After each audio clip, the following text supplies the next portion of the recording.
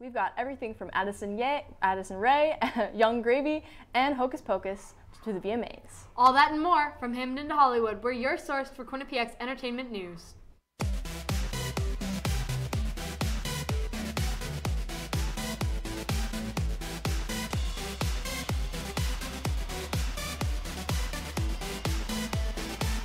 From Hamden to Hollywood, we are your source for Quinnipiac's entertainment news.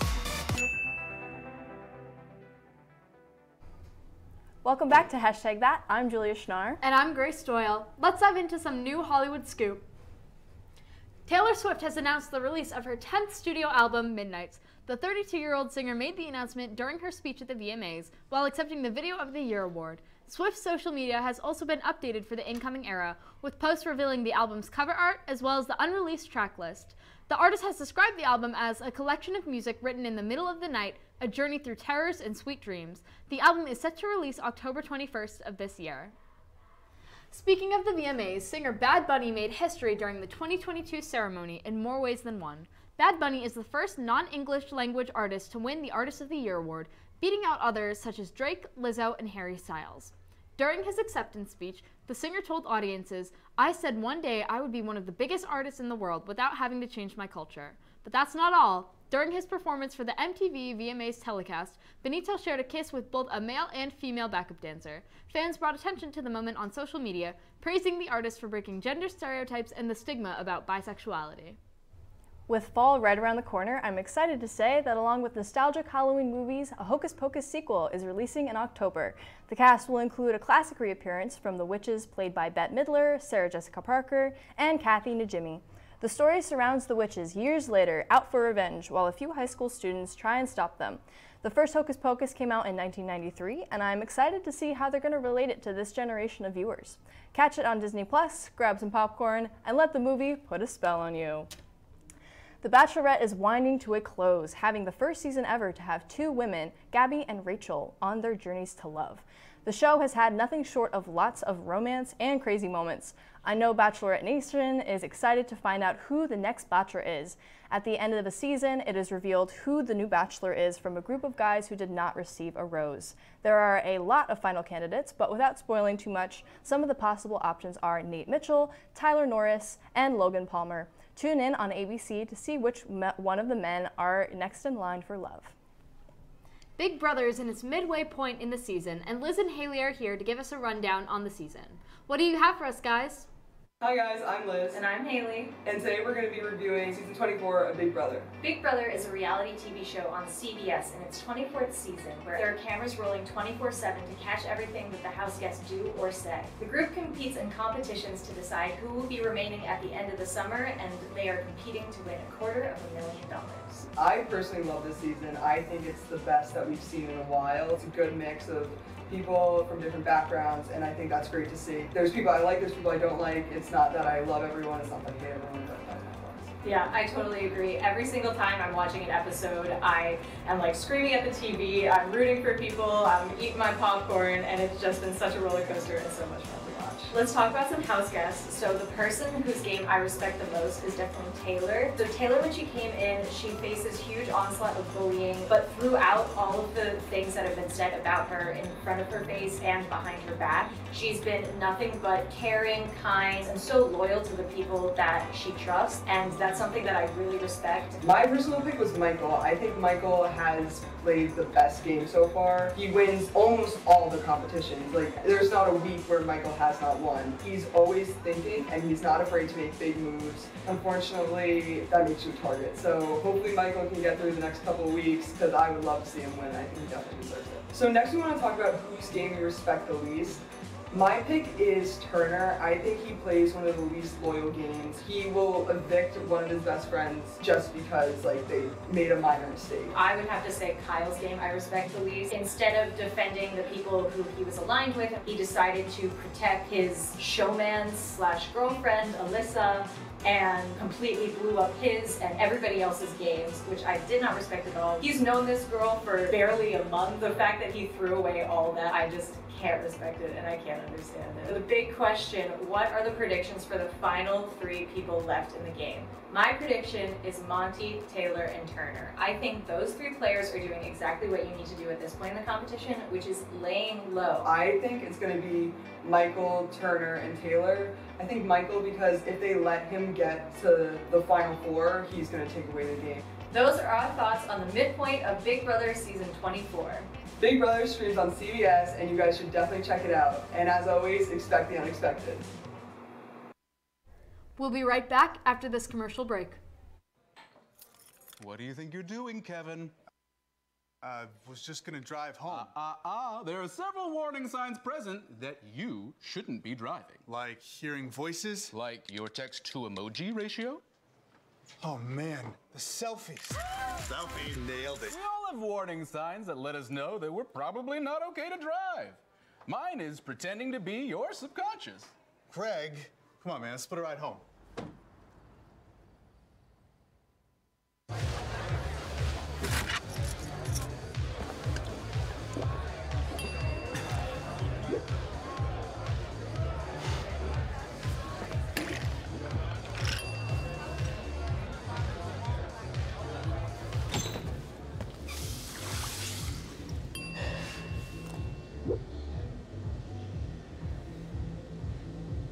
If you need to do something to feel okay to drive, you're not okay to drive.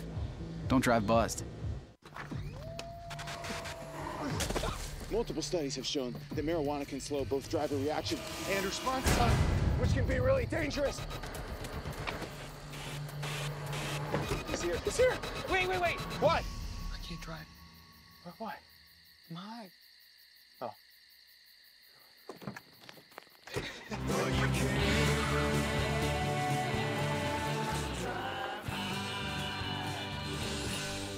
Hope you enjoyed that little break because we have an amazing interview from Armand with Netflix's The Circle star, John Franklin.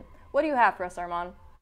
Hi, I'm Armand Arslani and I'm here with John Franklin, QU alum and star of the hit Netflix show The Circle.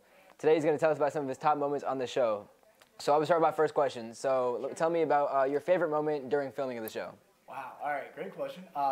First of all, it's a moment that didn't make it to air. So you're getting some insider information here. But it was like day 2. I was filming the show, and there was a fly in my apartment, and there's LED lights like all around the ceiling. That's how they light the show. And this fly's like buzzing around. I'm getting so aggravated with this thing. I trap it in the bathroom. I start whipping a towel around, like trying to get it, and I somehow, in whipping the towel around, took down a full LED light structure on camera and caught it. And they were filming the whole time. And they were like, keep talking, I was like, I don't know what you want me to do. I thought I got the fly. So I shoved the light fixture back up, and the fly's like right there at the end of it, and I was like, okay, so this is how this is gonna go. And then I ended up being there for another 2 weeks. But that was like day 2 being on the show. It's still like my one thing I wish made it to air that day. Yeah, so that was a cool one.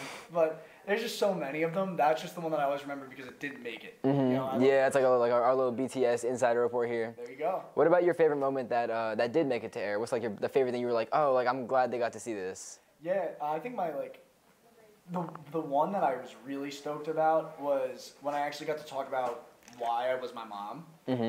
Obviously, the backstory is like I kind of said it on the fly in my auditioning, but you know, my mom and I are very close. It was really cool to get to play her, and then when I was just kind of going through the process, especially watching it back, I didn't realize in the moment like how much it kind of meant. You know, like not just to me, but like you know, my mom's on Netflix now. Like that's really cool. That's awesome. So tell me about a moment after the show. So I know after you blew up, you had like a lot of fans both in person and online. Yeah. So what's like a moment that really meant a lot to you, like a fan interaction kind of like after the show, like recently? Yeah, I was in Hoboken and I was doing a stand-up show, and the show sold out. And it was like probably the second time I've like headlined a sold-out stand-up show ever. And you know, the host was talking about like how I was going to be on the show, and we come to find out that it was like 90% of the ticket sales used my promo code. Really? And I was like, I never thought that would be me. Like, that's awesome. You know, That's like that was like incredible to think like, you know you got people following you on Instagram, but you didn't think like there would be fans. Like, yeah. A guy came up to me after, and he was like, probably in his early 30s, and he said he dapped me up, gave me a hug, and he was like, cause that's just New Jersey, you know. It's just like everybody supports everybody. Yeah, of course. And he daps me up, gives me a hug, and he's like, I'm so like it's so cool to like see somebody from our town make it. And I was like, I don't know if I made it. But that must be a great feeling though, you know? Yeah, I mean, I never even thought I'd be coming back doing things like this. You know, so it's like, I'm so thankful for it. But it put it all in perspective. I love that. And thank you, John. Thank you, man. I appreciate your time. A lot has happened this week in the entertainment world. Here to tell us about it is Christopher Wrong. Dive into some trending topics. On Saturday, September 3rd, the band Foo Fighters paid tribute to their drummer Taylor Hawkins at their London Wembley Stadium concert. Having to have canceled their remaining tour dates after Hawkins' untimely death in March, the band reunited with some other big names like Kesha, Queen's Roger Taylor, Sam Ryder, and more in honor of the drummer. The most emotional part of the night had to be when Hawkins' 16-year-old son, Oliver Shane Hawkins, took his father's place to perform My Hero with the band. The concert was all about love and family, and Taylor Hawkins will continue to live on through his music. House of Dragons, the prequel series of the hit television show Game of Thrones, has been getting some major backlash since its release in August. Viewers shared their distaste for the opening credits scene, as it utilizes the same theme song as its predecessor. Other fans are disgusted with the showmakers, claiming that the show depicts gruesome violence against women, which Game of Thrones also received major criticism for. Miguel Sapochnik and Ryan Condell, who are the showrunners, have come forward and stated that they did not mean to offend viewers, and even said that when they showed the scenes to women and asked if what they saw was too much, the woman would respond with, quote, "If anything, it needs to be more," end quote. Despite the show's condemnation, it is set out to be a major hit. Last but not least, The Weeknd ended up canceling his SoFi Stadium concert after 3 songs in. While performing one of his hit songs, Can't Feel My Face, he walked off stage after losing his voice. Once the lights were up, the artist made his way back on stage to apologize to fans, stating, quote, "I can't give you what I want to give you," end quote, and proceeded to cancel the concert. The Weeknd promised the audience would get their money back and that he would do a real show for them soon. But for now, all we can hope for is that he has a fast recovery to be able to join his fans in concert once again. That's all I have for trending topics today. Back to you guys at the desk. The Lord of the Rings, Rings of Power, is new to Amazon Prime, and AJ is here to tell us all about it. Take it away, AJ. Hey, hashtag, it's AJ, and today we're going to be reviewing The Rings of Power, the new Lord of the Rings TV series streaming exclusively on Amazon Prime. The first season cost almost $500 million, making it the most expensive TV show of all time to produce. With a 5-season commitment and over $1 billion towards this new series, it better be good. I was lucky enough to attend a fan event at Cinemark Theaters right locally here in North Haven. Here's my ticket stub, and it overall was an absolutely amazing experience. They showed the first 2 episodes, which consisted to come out to be around 2 hours and 20 minutes. The first episode starts off pretty slowly, and I'm happy to say that if you're a big fan of the Lord of the Rings trilogy in the first place, you're definitely going to want to check out this new series. And we kind of get a glimpse of the rise of Sauron a little bit in the first 2 episodes, and how it kind of affects each different types of people and how it's going to bring everyone together. That's kind of what they're setting up. I don't want to spoil too much of the series, but the end of the first episode definitely left us on a cliffhanger, and the second episode put us right back into it. And I will say I was a fan of the second episode a little bit more than the first one, largely because the second one had a little bit more action in the first episode, and there was a really cool sequence on water I think fans are really going to enjoy very much. I will say this as well, the CGI is fantastic, which I'm very pleased to say, because I was very worried going into this. Again, a big fan of the trilogy in the first place. I wanted them to treat the series the right way, and they did. It exceeds my expectation almost every way. With Howard Shore, the legendary composer from the original trilogy, deciding not to come back for the new series, I was a little bit worried. But after seeing that he wrote the main theme for the series and it being used throughout the episodes, I'm happy to say the music is once again a pleasure to listen to. And all the set pieces have been practical so far in the first 2 episodes, which definitely helps. That goes neck and neck with the CGI, and that just proves that Amazon is putting the effort that they need to into the series. Overall, I would say the first 2 episodes, I would give it a 4 out of 5 stars. Until next time, hashtag. Thanks, AJ. We'll be right back with more Hollywood news updates after this commercial break.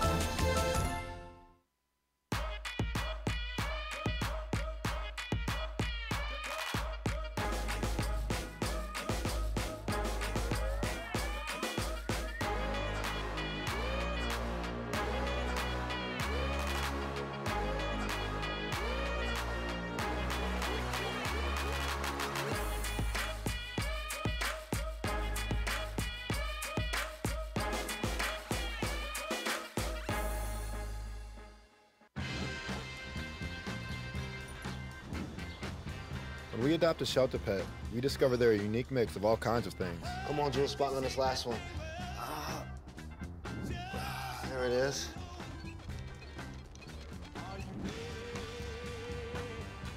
Keep going with it. Leo. They're a little bit of a lot of things, but they're all pure love.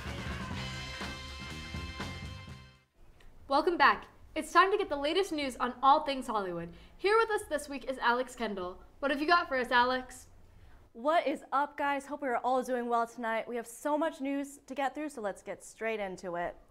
Let's jump right into our Hollywood news update. Although Will Smith won't be returning to the Oscars anytime soon, it seems like Chris Rock won't be either. I'm sure everyone remembers the fateful night of the 2022 Oscars when Smith stole the show in the worst way possible by slapping Chris Rock across the face. Unfortunately, for what followed for Smith was a 10-year ban from the event. But what about for Chris Rock? Well, according to Arizona Republic, Rock told a Phoenix comedy show that he was asked to MC the 2023 Oscars, but he announced to the Sunday night crowd that he rejected the offer, stating, quote, "It would be like going back to the scene of a crime," end quote. But what do you guys think? Would you go back to the Oscars after that kind of event? I kind of feel him on this. I feel like if that happened to me, I wouldn't want to go back to an event like that or host it because that would kind of like bring back bad memories, but I'm not sure how you feel about that. No, I feel the exact same way. I applaud Chris Rock for rejecting the offer because, of course, after an event like that, that's all people are going to view you for. But yeah, so I agree with you. Yeah. Alex, what are your thoughts? Personally, I definitely wouldn't want to come back after that. I think it might be better to just leave things as it is. But anyway, after a few weeks of radio silence, Addison Rae has finally started expressing her feelings towards her parents' drama. In case you missed it, Addison Rae's recently single mother, Sherry Easterling, has recently sparked dating rumors with popular rapper Young Gravy. In response to this, Addison's father, Monty Lopez, has been seen publicly beefing with Young Gravy, even challenging him to a boxing match. But all of this drama culminated after the 2022 VMAs, where Young Gravy made an appearance with, you guessed it, Sherry. And they shared quite a bit of PDA for the cameras. Addison Rae has unfollowed both her parents and commented that she is, quote, embarrassed by her parents and is trying to keep her distance. She doesn't want them to impact her future, end quote. What side are you guys on in this situation? Is Addison right to distance herself from her parents, or should love prevail? Although I think the Young Gravy Addison mom thing is really funny, if I was in Addison's situation, I would probably do the same and try to distance myself. What do you think? Yeah, it's very difficult to grow up in the public eye as a child, let alone having like family drama, and everybody can see it everywhere. So I definitely feel like she's trying to handle it the best way she can, and I don't blame her for making the decision she made. I mean, it's pretty tough to see your mom and dad like out with different people in a time like that, but yeah. What do you think, Alex? In my opinion, I think I just need to stay in my own lane. But anyway, to wrap up our news on a less dramatic note, Tom Hanks launched a trivia game called Hanks 101 Trivia in partnership with Apple Arcade. Hanks 101 will, quote, feature more than 58,000 questions across multiple topics such as art, history, technology, and plenty more, end quote. Hanks has since helped develop the direction of this game with Apple. According to the game's page, players can either play solo games, team up with others, or join a competition. Tom Hanks is notorious for being a huge trivia enthusiast and is set for the narrator of the game. The game launched last Friday exclusively on Apple Arcade. What do you guys think of this game? Are you guys fans of trivia?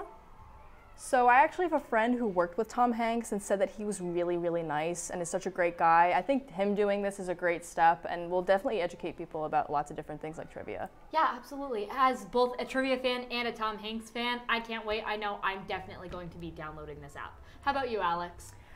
Well, I definitely think that trivia is a lot of fun, so I might play it, might not. But that's all I have for this week's Hollywood News Update. I'm Alex Kendall. Back to you guys at the desk. Thanks, Alex. We'll be right back after this commercial break. I know what you're thinking. I need a job. I need a new career. Well, I've been there. I've been there. I've been there. I wasn't happy with what I was doing. After high school, I didn't have a plan. I just wanted to start working. I got laid off twice, but you gotta keep going. You just need the right skills. Find an apprenticeship. I found a 2-year IT program. I found a medical course online. I'm now a consultant in the tech space. You have more options than you think. You can do this. You will find something. You will find something new.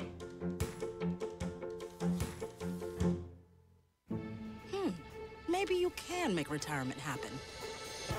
After all, you made home ownership happen. Homeschooling yourself on loans, beefing up your credit score. So I'm pre-approved. You were like, yes! Sorry. Color coding listings, ticking boxes, and flushing every toilet in a 20-mile radius. Home sweet home. You aced house hunting. Now get the tips you need to get on track at aceyourretirement.org. Honey, what I think you need is a socket wrench. I played JV basketball. I'm sorry. I don't think it looks right. This is good, and it's all good, baby. Is it really all good?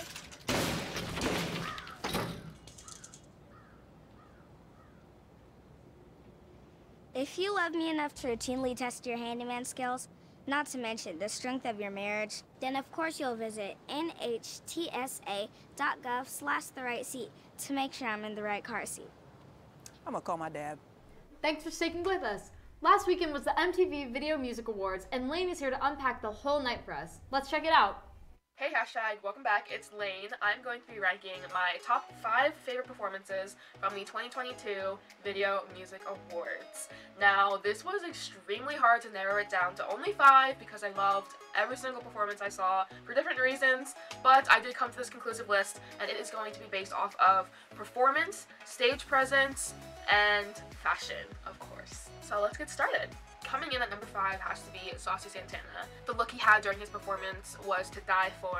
As for his stage presence, he was able to hold my attention for the whole entire performance. He was just super interesting and intriguing to watch the entire time. And as for overall performance, his background dancers for his second song, Too Much, went crazy. Coming in at number 4 has to be Dove Cameron. Her fashion choice was unique and refreshing while still using those classic black and white colors. For her stage presence, it was simple yet effective. For the overall performance, the backup dancers were so classic and fit that dark aesthetic as well, and the surprise that the backup dancers had underneath their suits was to register to vote, which is very important, and you should go do it if you haven't already, and I just thought that was a really cool message. Now coming in at number 3 is Manskin. Now for their fashion.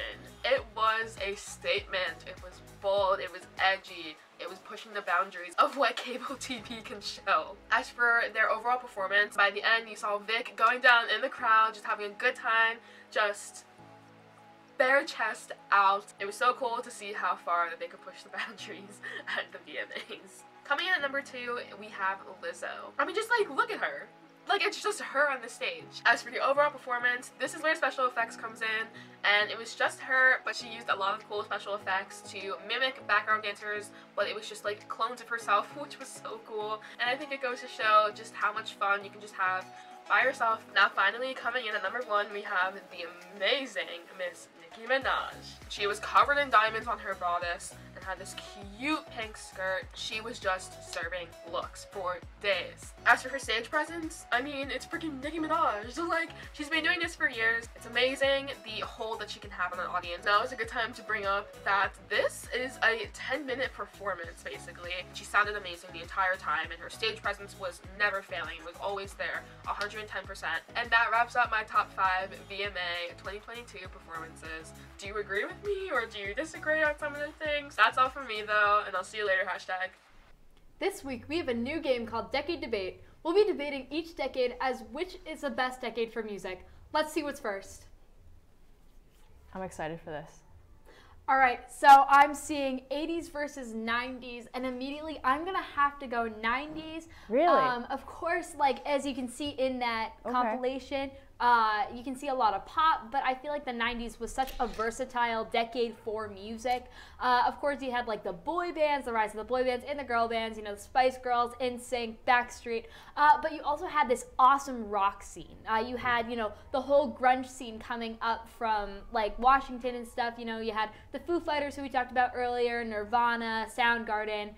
It's just, yeah, a very like encapsulating decade, I think. I think the 80s, man. You have so much in there. Like, you have a lot, again, like a bunch of different genres. I think that came from like the 80s rooted the 90s. So I think like the rock kind of like gave it that punch that the 90s has. I don't know, movie soundtracks, like they got a lot of interesting stuff in the 80s, but I think I'm an 80s That's fan, true. The movie soundtracks I will give to the 80s. You know, I'm not a huge music fan 80s wise, but those movies are the absolute best. Yeah, yeah. All right. Yeah. Let's see what's next. Okay. Ooh.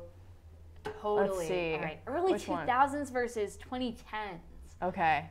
What's your pick? I think I'm gonna go 2010s, only because like hard to say that I was a huge One Direction fan was like when I was a kid, and I really also love Pink. I don't know if Pink was like 2010s-ish, but definitely love 2010s. Like I think I grew up with 2010s, and I just really like that kind of stuff. So I don't know about you. What do you think? See, I mean, I love the 2010s. It was really a great decade for music.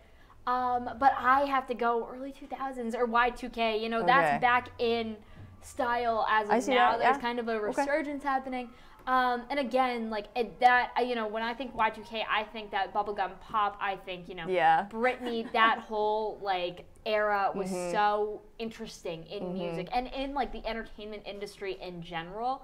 Everything was kind of this like candy coated, very pop, very bright, and it was like, I don't know, maybe that could be the nostalgia talking because that's when I grew up. So I was like, that was my childhood. But I love the early 2000s. Yeah. But yeah, I get it. I think honestly, like songs that I personally like grew up with throughout the years, like when I was younger, I would listen to more things, and then like I associate memories with songs. Yep. Like, you know, I can hear things playing at like bat mitzvahs. I was like, yeah, and like I would go hard too. Me too. You know, I mean, yeah, I associate it with like different, you know, different memories. So I have a question. Okay. What is you already know my answer. Yeah, but what is your favorite decade overall? I personally love 70s music. I don't know if that's yours, but 70s music just has like that element of soul to it that I just can't get over. I just really love, I relate to it. I don't know about you. What's yours? Yeah, I'm obsessed with the 70s, and I would even go as far to say like the 60s and 70s. I was going to say 60s for you, Just because the 60s, you know, you had like the early rock, like that establishing rock, and then later in the decade, the rock really reflected what was happening in society and everything. I love that whole, like that 20 years, like 60s and 70s. It's music is awesome. I love music. Absolutely. All of our jam. Oh yeah, absolutely. It's awesome. Very cool. Well, that's all we have for this week for Decade Debate. Let's move on to some new good news. All right, some good news of the week. Hollywood is absolutely buzzing ever since Jennifer Lawrence's baby has arrived. The Don't Look Up star was recently seen with husband Cook Maroney on a stroll with the newborn. The gender and exact date of birth have not been revealed. However, with Lawrence's privacy policy, we may have to wait a little bit longer. Cameron Diaz turned 50 this past Wednesday and is embracing her milestone year. The actress has been in film and television such as Shrek, which I love, Being John Malkovich, Gangs of New York, and The Mask. She's enjoying herself in this new chapter as a mom and as a wife, and that makes us all happy as her fans. She is doing very well, and she'll be coming out of her 8-year retirement in an upcoming film with Jamie Foxx on Netflix in the near future.